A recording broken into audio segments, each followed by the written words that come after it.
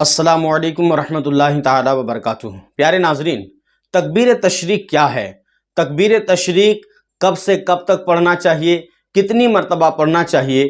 آپ جانتے ہیں کہ یہ جو چاند چل رہا ہے یہ ذو الحجہ کا چاند چل رہا ہے۔ اسی مہینے میں قربانی کی جاتی ہے، اسی مہینے میں حج کیا جاتا ہے، لیکن تکبیر بھی اسی مہینے کے کچھ ایام ہیں جن میں پڑھے جاتے ہیں۔ تو آج کی اس ویڈیو میں آپ کو بتانے والا ہوں کہ تکبیر تشریق کیا ہے، کب سے کب تک پڑھنا ہے، کتنی مرتبہ پڑھنا ہے، کن کو پڑھنا ہے، کن کو نہیں پڑھنا ہے۔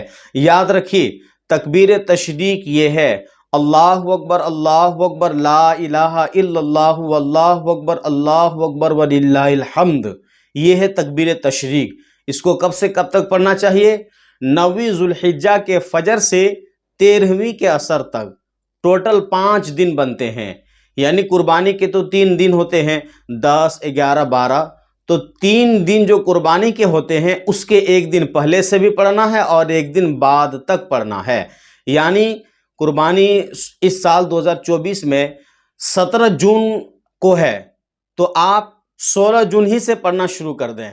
یعنی سنڈے کو فجر بھی پڑھیں گے، ظہر، عصر، مغرب، عشاء، پھر اس حساب سے پڑھتے جائیں 13ویں کے عصر تک، یعنی جمعرات کے عصر تک۔ عصر جمعرات کے دن عصر میں پڑھیں گے، بس ختم۔ اس لیے کہ پھر مغرب وہ دوسرے دن پڑ جائے گا، تاریخ چینج ہو جائے گی۔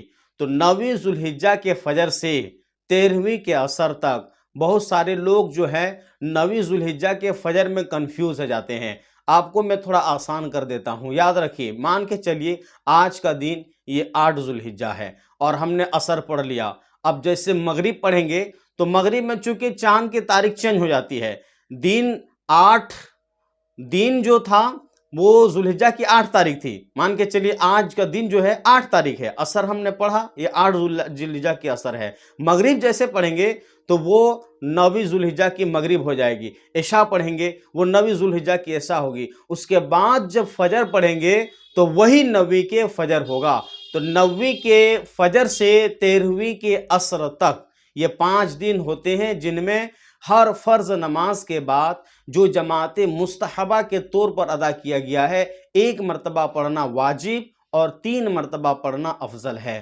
جماعت مستحبہ آپ کو آسان کر دوں، وہ امام جو مسجد میں مقرر ہے، مقرر شدہ امام نے جماعت کرائی، اس جماعت کے بعد 1 مرتبہ پڑھنا یہ واجب ہوا کرتا ہے۔ کسی نے اگر اکیلے تنہا فرض کی نماز کو ادا کیا جماعت سے نہیں تو اس پر بھی واجب نہیں ہے۔